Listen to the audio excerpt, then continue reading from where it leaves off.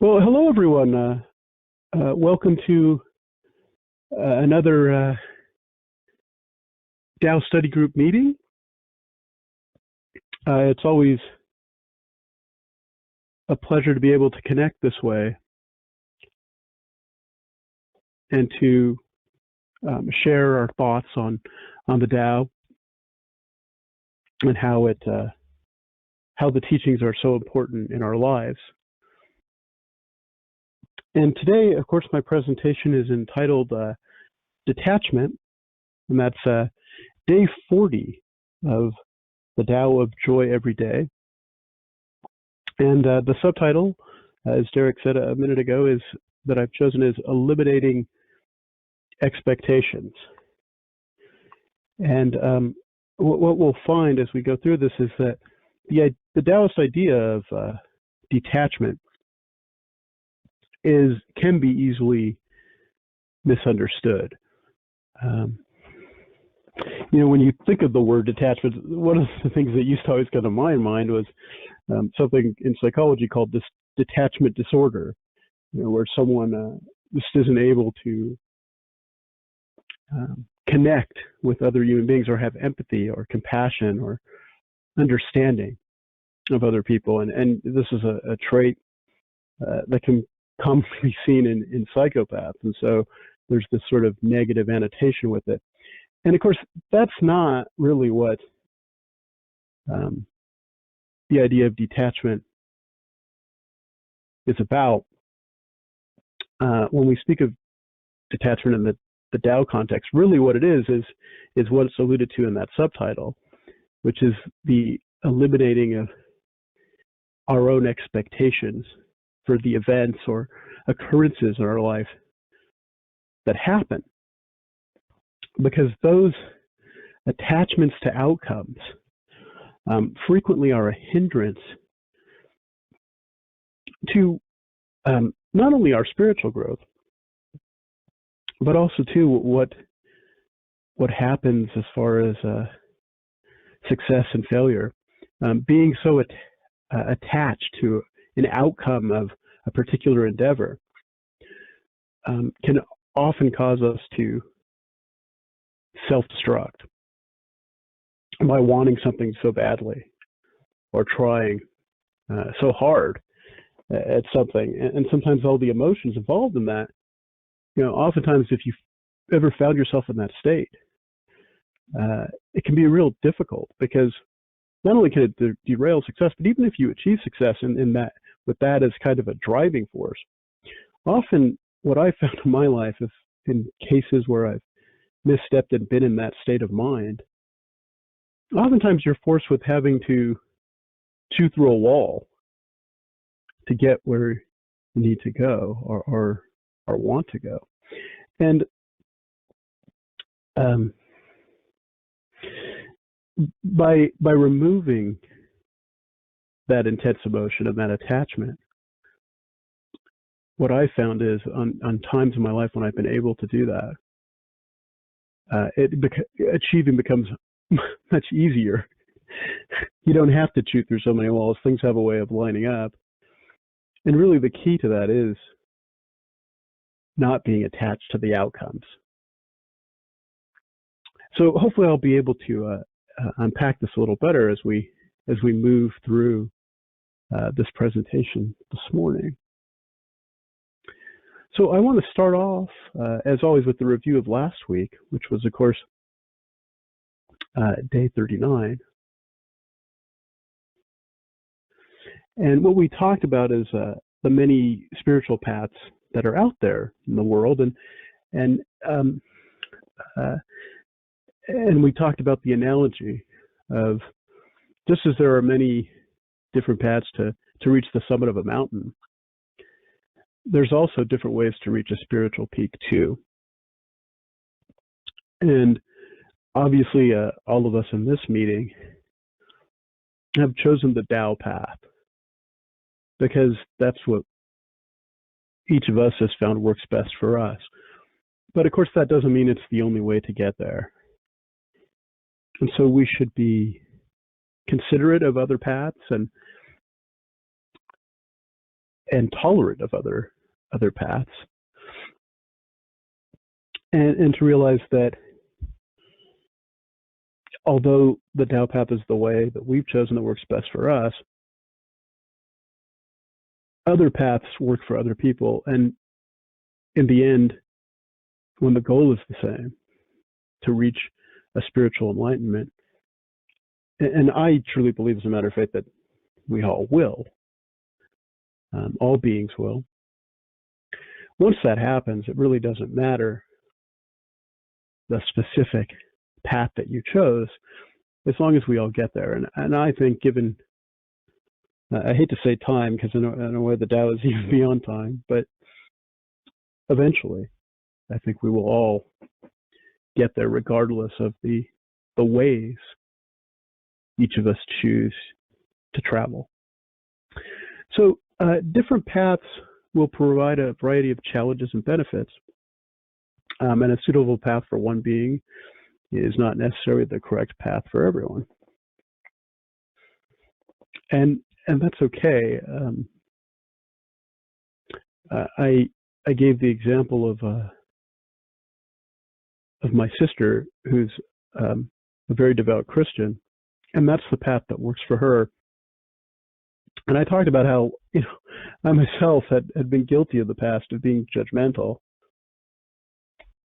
of many different other paths to spirituality, and that mindset very nearly destroyed a relationship, and that, of course, was the relationship with my sister. Fortunately, because of the Tao teachings and the way Derek and Bill had taken the time to teach them to me, through things like this meeting, I was able to make a course adjustment in my thinking and repair the relationship that I damaged.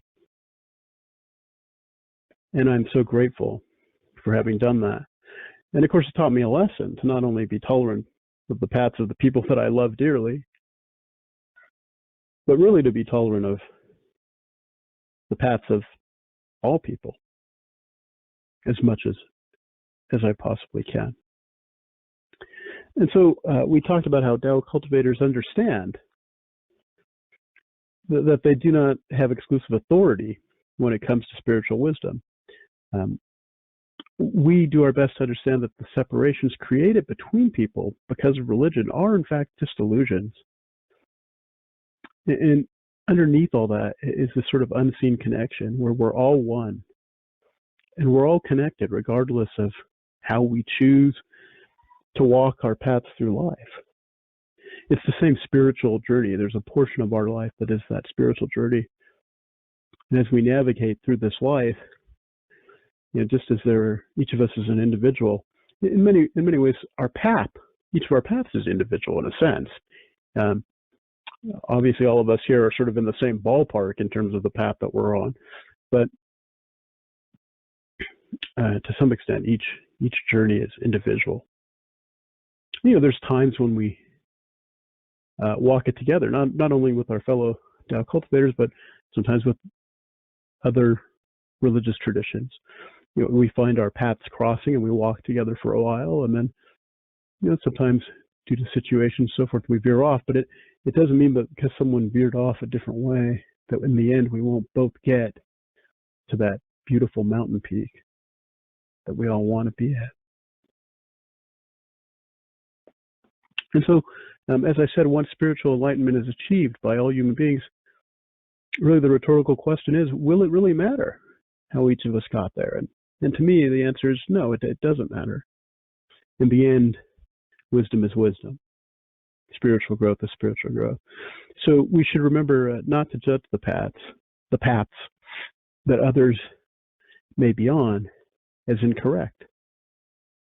While we have the right to judge if a particular path is right for us, we should not try to decree what the right path is for others. And as we look out into the world, you don't have to look very hard to find a great deal of separation because of different religious paths. Obviously, the Middle East is a big example of that. In the past, too, the divisions in Northern Ireland were another example of that. But it doesn't have to be that way. In fact, great strides have been reached in Ireland to evolve towards a better understanding, and that understanding is one of tolerance of other paths, not using religion to separate, but focusing on the similarities of the different paths that we find in the world. And so now we can move on to the topic for today, which is day 40, detachment. And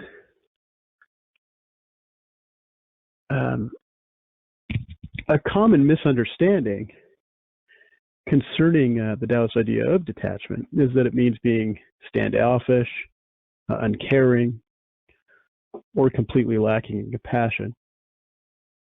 But as I said, nothing could be further from the truth. That really isn't what we mean when we speak of detachment in a Taoist context. Quite the contrary. Obviously, in Taoism, there's an emphasis towards empathy and compassion of other beings.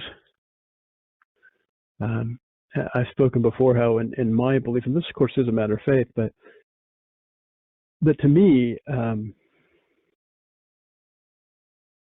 think even if enlightenment is achieved, I think part of becoming enlightened is the idea to still continue to help others.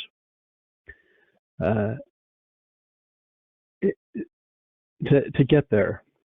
And we see that both in Buddhist traditions and in Taoist traditions, the idea of, a reincarnated being coming back, despite having attained enlightenment, because they want to sincerely and earnestly help others. Obviously, there would be a strong component of empathy and compassion for other beings. And as the saying goes, I think I said this before, but there's the idea that you would sort of stave off enlightenment until every blade of grass is enlightened. And that's kind of the idea that I think about in terms of what would happen if I were to ever reach enlightenment, which, as a matter of fact, as I said before, I think I will, and not only will I one day, but I think all of us will. And so, in actuality, Tao cultivators are not detached or oblivious to the suffering of others. That actually is not the context of we mean by detachment. Instead, when it comes to detachment, the focus should be on removing our own expectations, detaching from outcomes, so to speak. That's really what we hope to be able to do. And you might ask yourself, well, how does one do that? How do you remove expectations? It seems like intention and expectation is inevitable part of being a living being to some extent. We all have, intent, so to speak. And for me, all I can say is on those times when I've been able to stay in the present moment, in a calm and observant way, I'm able to focus on what's going on. And the idea of, positive or negative outcomes tend to recede. And important to note, not only can it be a strong desire for a positive outcome, but sometimes we're hampered or even controlled to some degree by the fear of a negative outcome, and that the strong emotion associated with that can also derail us from our goals, whether they be spiritual or temporal. And as always, strong emotions get in the way. And I've talked about this before, but the idea of, can you give yourself time for your mud to settle? The idea being of, if you have water with mud in it, but as long as if you let it sit, give it time, that mud will settle and the water will become clear so that you can see through it. Whereas when all the mud is traveling through it or flowing in it and unsettled, it clouds what you can see. You lose clarity. You can't see through the water. It's just a clouded mess, so to speak. And that, of course, works as a good analogy for the strong emotion associated with wanting a particular outcome. As we go through doing the things in life that we do, whether those are outcomes that we want for our families, outcomes we want for our career, any kind of outcome, if we want it too badly, or if we fear the negative possibilities, we can end up being paralyzed by fear and things like that. And the key to overcoming all that, of course, is to let go. And live for the process of living itself, so to speak. In the chapter, Derek sort of uses the analogy of a sporting event. You can engage in sports, so to speak, so that you can learn and get experience practicing at a very high level. And to do that, often it means ignoring the scoreboard, not to keep score, which inevitably is usually a very ego-driven exercise, right? And yet, let's be honest, in society, everyone, to some degree, maybe I shouldn't say everyone, but many people do sort of keep a tally. That they have a scoreboard running. Who makes more? Who seems happier? Who seems to have the life that everyone envies? All these ideas sort of come up, and there's this competition and this sort of ego aspect of things to be, I want to be the person with the happiest and best life. And I expect those things. And, I attach that to my actions, those expectations to my actions. And of course, that is folly. With that mindset, true happiness can never really be achieved because you're always, thinking how to get the next point or how to avoid losing a point, so to speak. And all those things make life difficult and hard. But removing these attachments gives us clarity. Because not only do we remove the attachments, we remove, or maybe I shouldn't say remove, but we allow the emotions associated with those attachments to settle. And then we clearly see what we can do to fulfill the destinies that we all have, that we've all chosen for ourselves. And so often people believe that they can use powerful emotions that come from high expectations as a driving force for achievement. And the example that I thought of this is about 15 years ago, I worked for a startup company, an internet startup company. And in the end, it wasn't successful, largely because it was involved in an industry that was dying because it had sort of run its course, and new ways of doing things and new patterns in society sort of had eliminated the need for the product that was involved. And so the company really from day one struggled and managed to limp along for many years, but ultimately struggled. And I remember, being in several meetings, and there were competitors sort of in the industry who saw that this company was struggling, and oftentimes when investment was sought to continue to try to grow the company, some of the people approached would sort of say, well, we're just going to wait till you guys fold and then we'll buy it and do it right. And I remember the CEO of the company saying that, well, he just motivated me to prove him wrong. And of course I thought of that because, as I said, oftentimes the ego is kind of behind a lot of our attachments. And the ego is very subtle. But the idea of using or proving someone else wrong about what they think of you to use as your driving force, you may be successful, you may not. And in this case, the company wasn't ultimately successful in the end. But it could have been, I suppose, had circumstances in the market been different. But the point more to make is using those attachments as driving forces isn't really a good idea, because it's a very ego-driven exercise, and it involves strong emotion.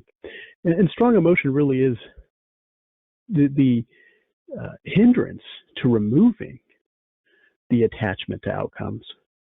And that really is the key to how Tao cultivators actually achieve without striving, so to speak. We've all heard that phrase, right? Achieve without striving.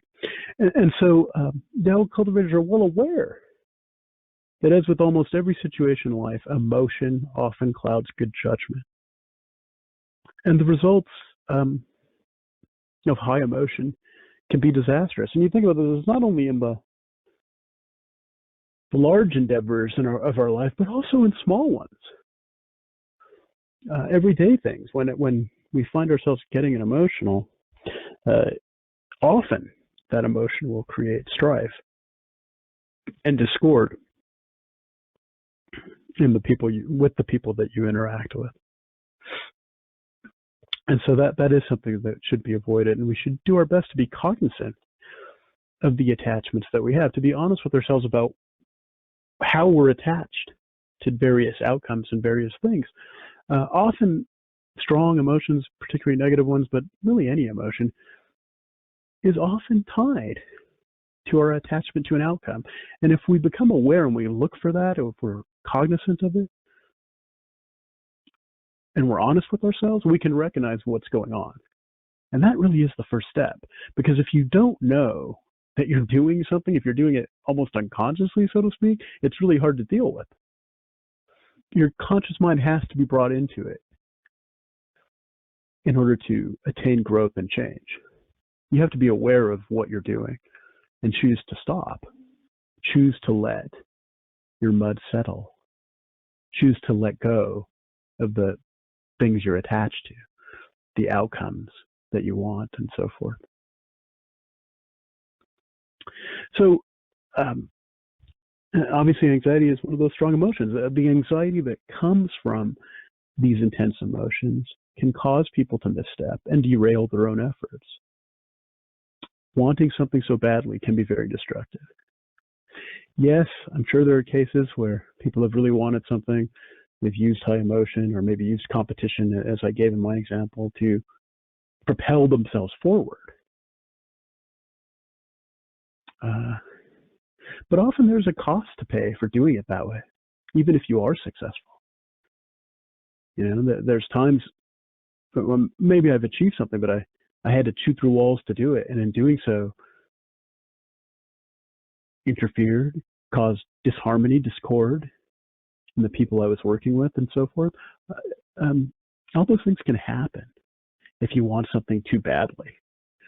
Really, there's nothing we should want badly enough to cause harm and to interfere.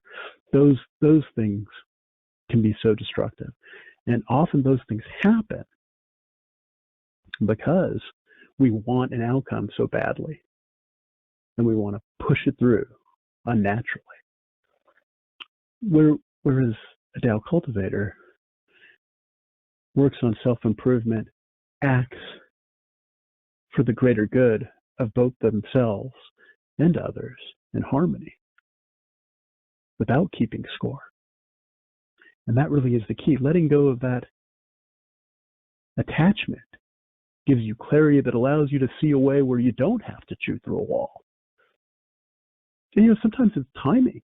Sometimes you just have to accept, like in the case of the company I spoke of, really, we were just we were doing the wrong, we were doing possibly the right thing, but at the wrong time. Had we been doing it 20 years sooner, we might have had a good outcome. But that particular industry had sort of run its course and it had become obsolete. And we were limping by until it finally fizzled out. But so a lot of times it's timing. And when we remove emotion and attachment, we gain that clarity often to see the reality for what the reality is. And that allows us to make the better decisions. Sometimes it's backing off what we thought we wanted and giving it time for things to evolve naturally. And then when we do that, we remove that emotion, we let go of that attachment, often we see that, hey, you know what, we shouldn't be going down that way.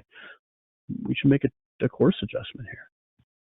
But until we remove that emotion and let go of those attachments, it's difficult to do that. So that really is the message that Derek conveyed so well in this chapter. And as I often do, I'd like all of you who are able to I encourage you to read chapter 40 and read Derek's words and the message and see how you relate to it, how it relates to your life, past, present, and possibly how it will affect the future. And of course, that's really what I do in these presentations. I read Derek's material and I think about what it means to me and on my personal path of life. And I try my best to share that with you, and we may have some similarities, or even if we don't, perhaps something I learned the hard way could be conveyed without someone else having to learn it the hard way. It's better to learn things the easy way, if at all possible.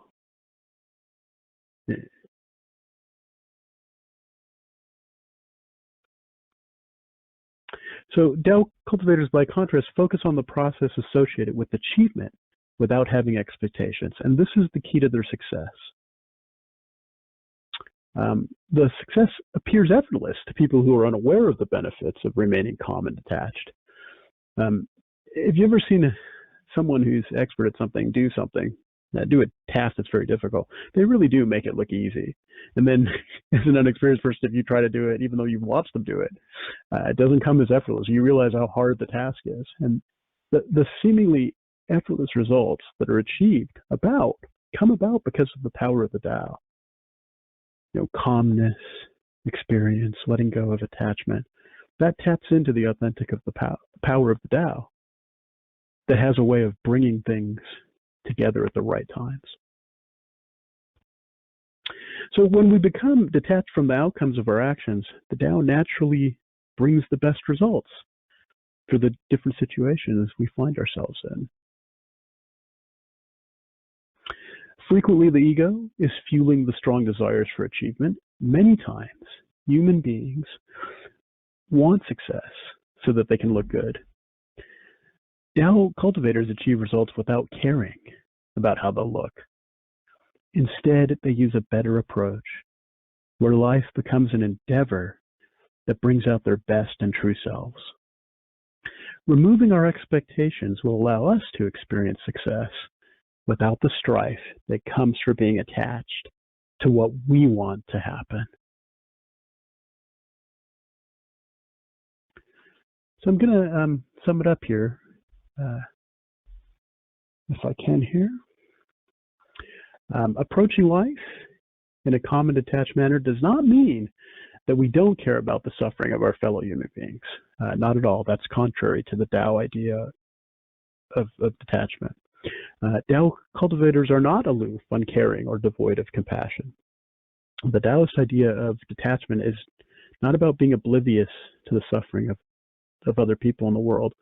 Tao cultivators, we strive to detach from the expectations of success and achievement. And when we can do that, success and achievement are practically guaranteed. I often think of what Bill says about the Tao teachings. There's a mathematical certainty to the results of practicing them. It really is true. When we remove our expectations, we tap into the power of the authentic Tao. Success will naturally follow, and it will appear to be effortless to those that are not aware of the benefits that come from eliminating the desires for good outcomes. It is wise for us to be aware of the dangers of wanting success too badly. This can often cause us to trip up and misstep because we become lost in the intense emotions that cloud our judgment.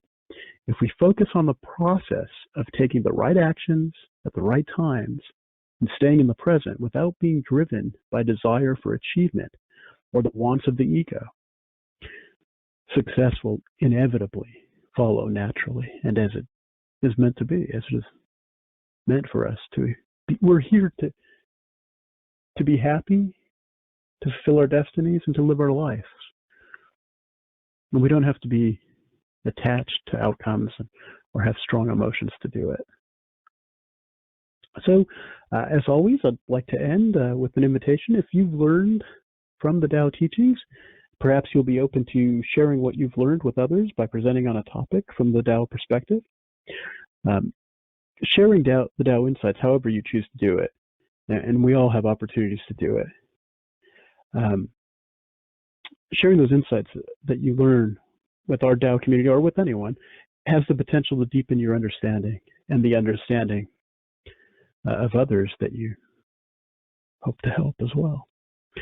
So again, I'll end with a book recommendation, The Tao of Joy Every Day, a great book to use daily to help one study and learn the Tao teachings and put them into action. So there it was, day 40, Eliminating Expectations. The topic was detachment. Thank you all for giving me the opportunity to speak with you this morning. I hope I said something that was of use, and I hope you all have a wonderful Sunday. Thank you, Alex. That was great. This particular page from the book lends itself to I think, great insights.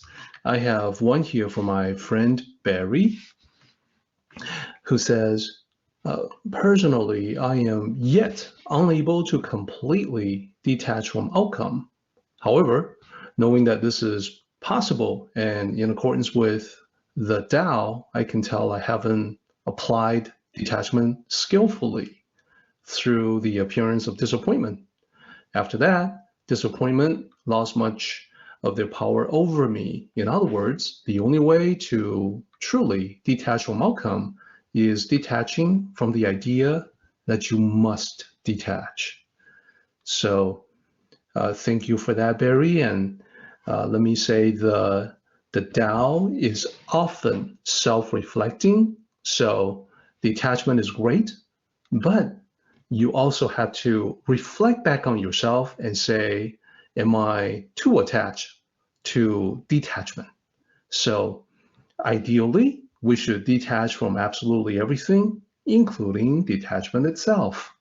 So to not be able to do that is like someone going around and I must detach, I have to detach. Then you are very attached to detachment. And it's like that in other areas of Tao study too. So as an example, as a quick example, when we talk about ego, think about someone who takes pride in being very spiritual, goes around saying, hey, everybody, look how free of ego I am. Well, that very utterance is sign enough that ego really is still a problem. So as Alex pointed out, ego is one of these really, really tricky issues that we all have to deal with in life.